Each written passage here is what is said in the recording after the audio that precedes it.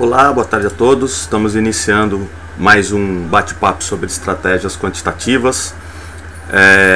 Eu sou o Ronaldo TG. Hoje é dia 9 de janeiro de 2013 e a gente está aqui com o primeiro programa do ano sobre estratégias quantitativas. A semana passada a gente não fez programa, ganhamos aí uma semaninha ou vocês ganharam uma semaninha de folga da gente aí. Deixa eu ajeitar aqui a câmera. Quem estiver me ouvindo, por favor, me dá um retorno aí, me dá um ok aí, por favor, se alguém estiver assistindo. Quem estiver assistindo, né? Não é se alguém, com certeza tem alguém, idiota. Se tiver com problemas de áudio, de vídeo, por favor, me dá o retorno. Bem, estava falando aqui, hoje é dia 9 de janeiro, primeiro programa de estratégias quantitativas do ano. Algumas movimentações importantes aí a semana passada, como eu tinha comentado no último programa do ano, alguns setores reforçando as tendências anteriores, outros revertendo, mas nenhuma grande movimentação assim expressiva, só na aprovação do Congresso americano lá, que teve aquela movimentação mais errática aí, mas já tivemos algumas correções. Então, o mercado, como dizem, o mercado tem todo dia e continua tudo como antes, sem muitas novidades. O setor elétrico ainda enroscado, o setor de bancos deu uma melhorada nesses dias, as construtoras continuam bem erráticas também, umas movimentações mais difíceis. Petro e Vale com movimentos antagônicos, eu notei, sim, só visualmente mesmo, notei alguma movimentação. A Vale subia muito num dia, a Petro caía muito no outro, a Vale caía muito num dia, a Petro subia no outro. Então parece que isso aí tem a ver com o índice aí, então não estão querendo mexer muito com o índice, então tem esses movimentos antagônicos mesmo, já que Petro e Vale respondem por quase 1/3 da movimentação do dia. Para quem não está acostumado, para quem assiste no YouTube depois, as estratégias quantitativas, que é o que a gente comenta aqui, são estratégias, no caso, com um pouco de análise técnica aí, mas um pouco mais, com uma visão diferente, um pouco mais moderna e um pouco mais numérica. A gente tenta quantificar entradas e saídas, seja pelos múltiplos lotes, mesmo as entradas e saídas por múltiplos lotes. A gente trabalha mais numa visão de rompimento e retorno à média, não é tanto as figuras ou tanto análise técnica visual assim. A gente trabalha mais com números, com probabilidades, com estatísticas, backtest, coisa do gênero. Eu tenho, desde que eu comecei a fazer o programa, eu comecei a desenvolver uma planilha que eu estava tentando ver se eu conseguia terminar, mas eu me envolvi com a planilha de opções também. Trabalhando no escritório também está pegando um pouquinho, então essa minha planilha aí de seleção ficou um pouco em segundo plano, mas ainda continuo trabalhando nela, se bem que muito mais devagar do que eu imaginava. A história a análise técnica, ou você analisar ponto de entrada e saída, é uma parte, né, da história. Então lembra que eu estava comentando, primeiro a gente tem que ter a visão do investimento como um todo, que seria a grana que você tem para investir, que faz parte do seu portfólio, né, do que você tem para investir. Dentro dessa parte de investimento você tem que diversificar um pouco em renda fixa, um pouco em renda variável, e nessa parte de renda variável não é simplesmente ou uma análise fundamentalista ou uma análise gráfica ou o que for que interessa, mas sim também a seleção que você faz, porque quando você faz a análise, você está selecionando, né? A análise é um filtro que você faz para investir nos papéis. Então, no caso de análise fundamentalista, você tem que usa alguns tipos de indicadores que servem de filtro para você escolher quais são as boas empresas ou não, segundo aqueles filtros. E na análise técnica também. você seleciona através de tendências ou através de movimentação os papéis que estão mais interessantes para entrar. Então, a parte do filtrar é muito importante, que é o que essa minha planilha, pelo menos em relação à análise técnica e a gráfico, né, a distância de média ou banda de Bollinger ou coisa do gênero, que é o que essa minha planilha pretende. Só que ela está muito atrasada. Eu achei que ela já está bem mais no estágio mais adiantado, mas infelizmente ela não está. Mas ela continua andando a passos vagarosos, mas ela continua evoluindo aí. Cada dia eu tenho uma ideia, testo, dou uma olhada, ver se serve. A ideia é que essa planilha rastreie todos os papéis do mercado, ou pelo menos todos os papéis que são negociados, e estabeleça alguns filtros, tais como liquidez, né, que seria importante, então o número de negócios ou volume negociado, e alguns setups que a gente consiga colocar aí nessa planilha, como distância da média, como distância da banda de Bollinger, volumes um pouco acima da média em zonas de resistência e de suporte, enfim, que identifica se então um determinado tipo de candle próximo às zonas de resistência ou suporte, ou médias, ou banda de Bollinger, enfim, e a partir de tudo isso que ele rastreie os 500 papéis do mercado, que desses papéis ele selecione 100, desses 100 eu escolha 20, desses 20 eu olhe 10 para escolher o que eu vou operar, e tudo isso seja automático. É lógico que isso é um projeto aí de mais longo prazo, não vai ser para amanhã nem para o mês que vem, e a ideia é que essa planilha fique disponível aí para vocês, mas não vou prometer data, não vou falar que vai ser nem para médio prazo, porque a ideia é eu pelo menos tenho um defeito de ser perfeccionista, então eu não vou conseguir disponibilizar uma planilha de qualquer jeito. Eu gostaria que ela ficaria bonitinha e elegante, bem simples. Não adianta eu disponibilizar uma planilha com 20 MB para vocês, que demora 10 minutos para rodar, enfim. Mesmo que a minha seja grande, a ideia é fazer uma versão mais simplificada, que ela rode com mais facilidade aí para o pessoal que não tem tanta intimidade assim com planilhas, com Excel, enfim. A gente já tem aqui um comentário do Colmeia. Boa tarde, TG, feliz ano novo para você também, Colmeia. Bom 2013 para todos nós. E esse ano acho que só tem Copa das Confederações, né? Das Confederações. Não vai ter fim do mundo, não vai ter nada esse ano para atrapalhar aí a história. Só vai ter a recuperação da Europa e a recuperação americana aí pra gente comentar. Mas enfim, você acredita no setor de educação deve continuar dando bons frutos? Olha, como eu não sei, eu não sou analista fundamentalista nem nada. Eu simplesmente, por isso que eu olho o gráfico. Talvez um comentário aí pro Roxo aí no programa de amanhã, né, que seria o comentário semanal, seria interessante.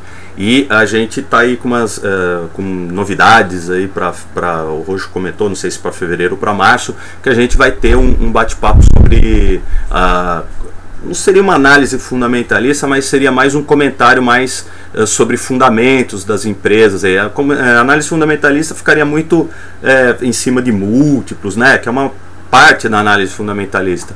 Então ficaria mais uma análise de balanços, análise das empresas.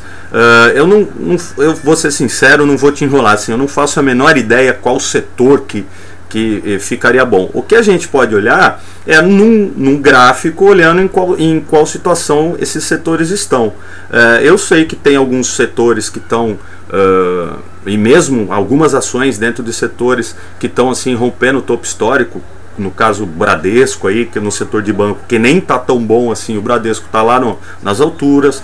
Eu sei que tem algumas empresas de educação aí que estão em boa tendência de alta, tem aí a Ambev e algumas de consumo que também estão próximo de topo histórico, ou no caso de Submarino, que reverteram bem aí uma tendência de longuíssimo prazo de quedas aí expressivas, de sair de R$80 e ir para 5, 8, enfim, e já deram uma boa revertida aí, ou que mesmo que seja um repique de longo prazo bem interessante aí.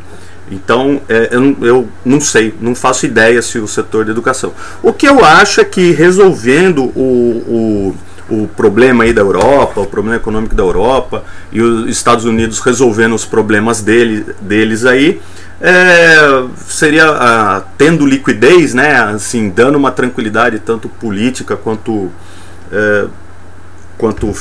financeira aí para o mundo, as bolsas tendem a subir, porque é o que o pessoal do mercado gosta, é mais previsibilidade, né, um ambiente um pouco mais calmo, um pouco menos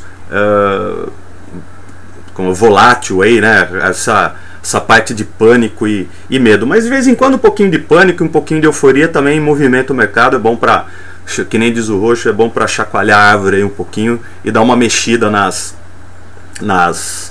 situações todas aí.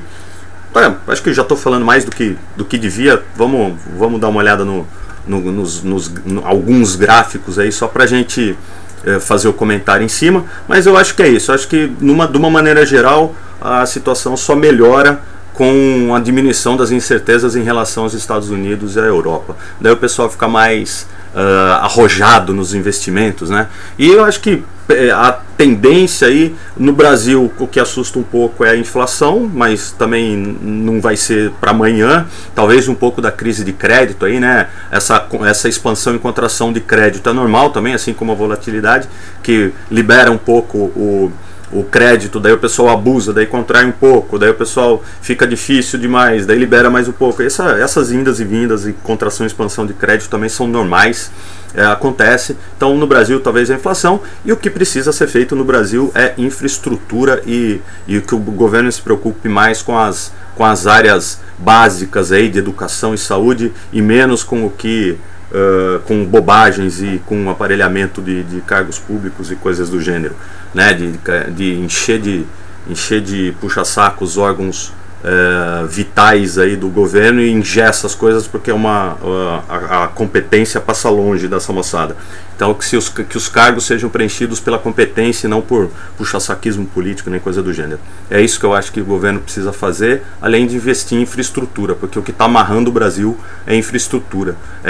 Você ter uma internet boa, você ter uma telefonia boa, ter estrada boa, é isso que faz o país se desenvolver, e não esse tipo de briga de quinta categoria e de gente de má qualidade e impostos-chave.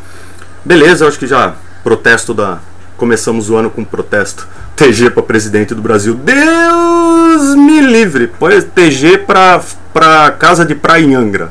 Eu prefiro comer, mas obrigado. É isso. Tá bom, né? 12 minutos falando bobagem. A filosofia de bar a filosofia econômica de bar dessa vez já foi dita. Primeiro começamos o ano já com nota de protesto. Mas é isso, vamos lá, vamos para o mercado, que é o que interessa. Gráficos do Ibovespa na tela, que nem diz o Datena, é isso, né? Na tela, põe na tela, então tá na tela. Se tiver pequeno, fala aí, já que você é o único que está comentando, me fala se tá bom, se o som tá bom, se tá dando para ver, se não tá dando, enfim. É isso. Aqui a gente tem o Ibovespa, depois do fundo no meio de novembro, a gente vem numa boa tendência de alta, né? Saiu da banda inferior de Bollinger aqui, fez aquela movimentação que a gente já vem comentando. Isso aqui, eu não vejo tanto zigue-zague assim, aparentemente, se colocar no semanal, isso aqui é praticamente uma perna direta, né, de alta assim. Então no diário ainda, apesar de ter idas e vindas, alguns pequenos zigue-zagues e congestões, para mim, que olho assim, que gosto de olhar um pouquinho mais longe, né, para quem já me conhece, isso é simplesmente uma perna de alta. Talvez a gente esteja começando a primeira correçãozinha mais forte, né, se bem que só no primeiro dia a gente teve um volume aqui acima da média, que foi no dia 4, que a gente teve um volume acima da média, mas não chegamos nem na média de 21 aqui ainda, então ainda teria bastante espaço.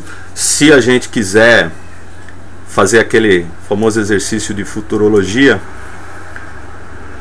né, a gente coloca um FIBO aqui mais ou menos. Então do fundo até agora a gente não chegou nem nos 60 mil pontos aqui, 60.300, que seria um topinho anterior aqui, e os 30%, retração de 30% aqui do Fibonacci.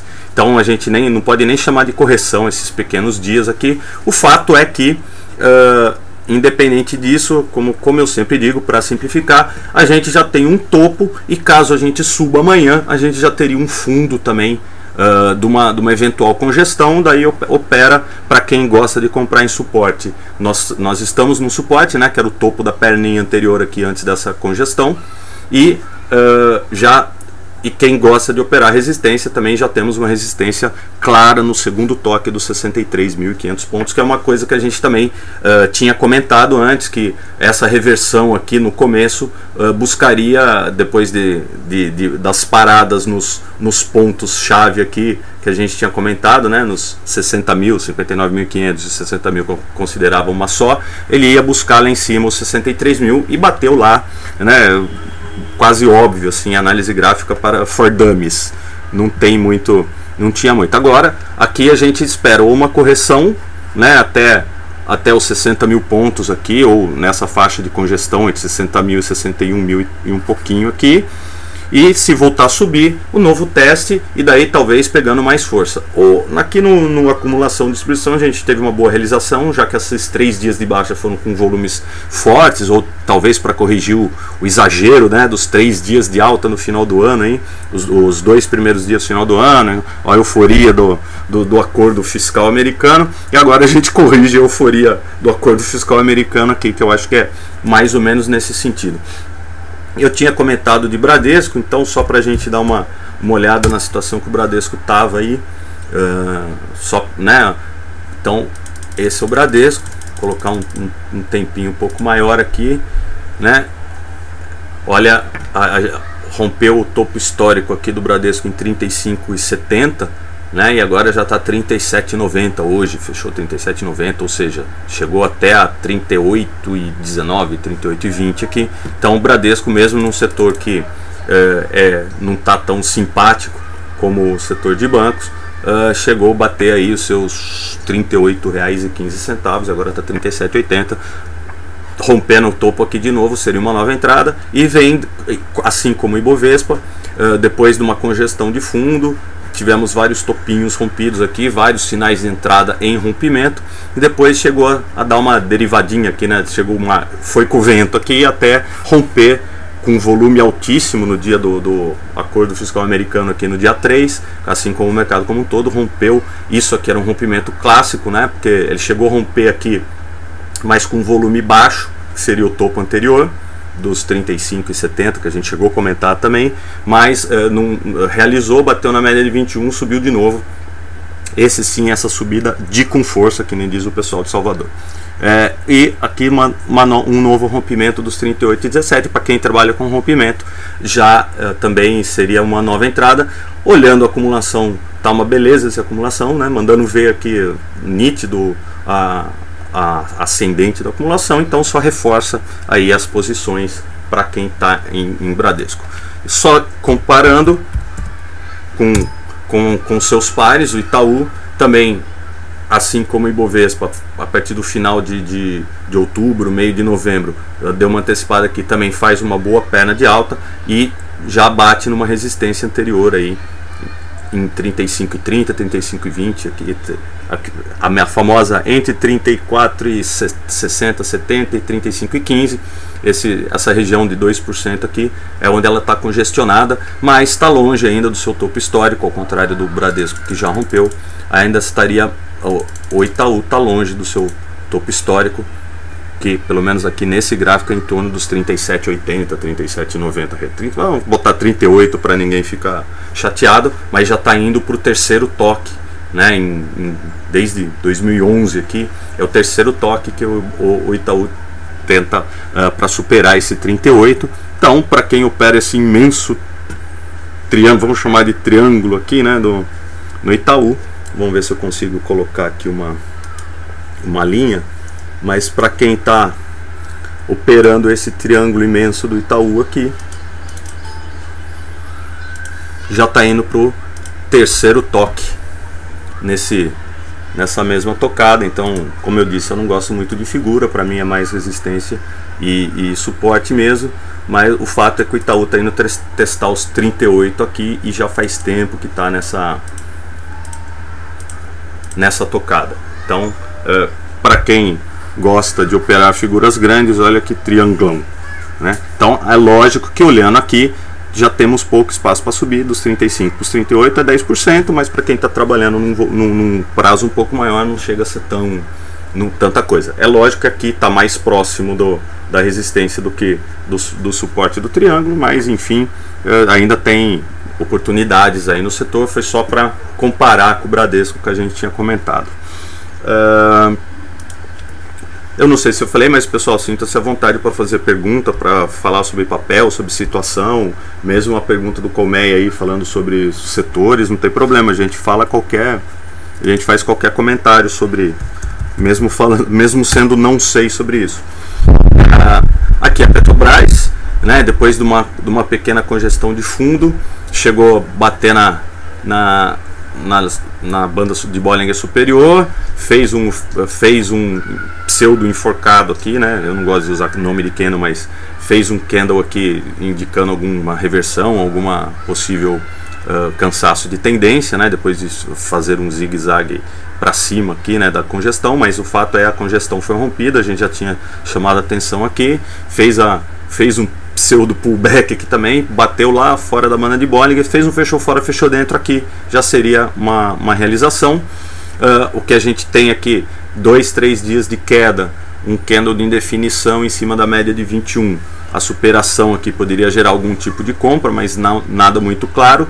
E agora a Petrobras congestiona aqui, já tem aquela história lá, já tem um fundo, já tem um topo, opera essa congestão. Pode ser um triângulo, um retângulo, alguma coisa, mas aqui, se a gente olhar, tivemos 2 dias de queda forte, um candle de definição e uma subidinha.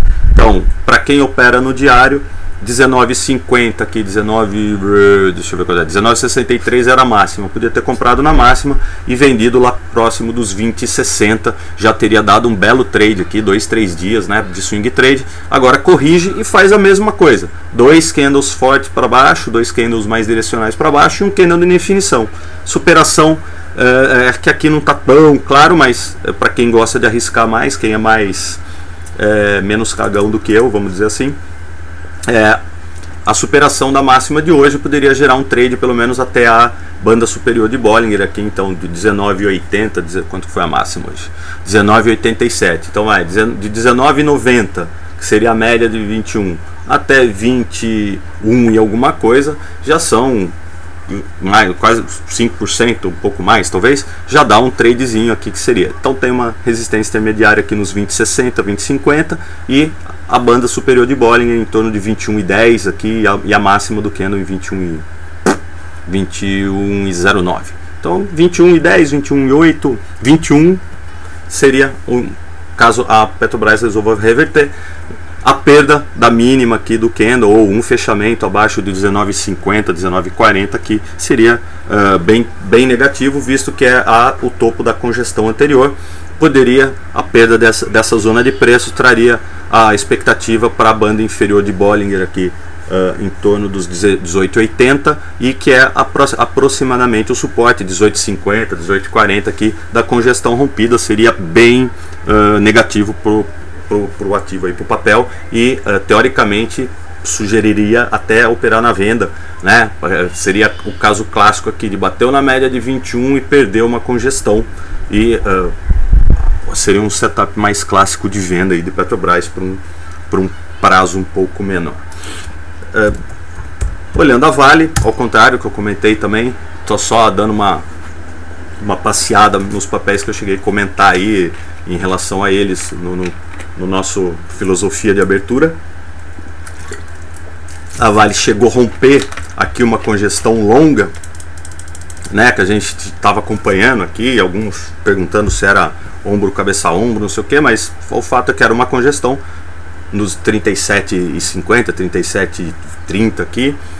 Chegou a romper, não deu bola para nenhuma das resistências anteriores. A hora que chegou lá nos 41, 41,50, fez a famosa congestãozinha, e aqui deu esse gap monstro aqui que só pegou quem estava já posicionado nela, e aqui já estava desde essa perna de alta, desde o rompimento já estava posicionado, e mesmo assim não, aqui nesse fechou fora, fechou dentro, não fez a realização parcial. Então quem pegou esse gap estaria no máximo com uma parte da posição que estava anteriormente, e depois que perdeu a mínima do candle que gerou o gap aqui, já teria que encerrar a posição.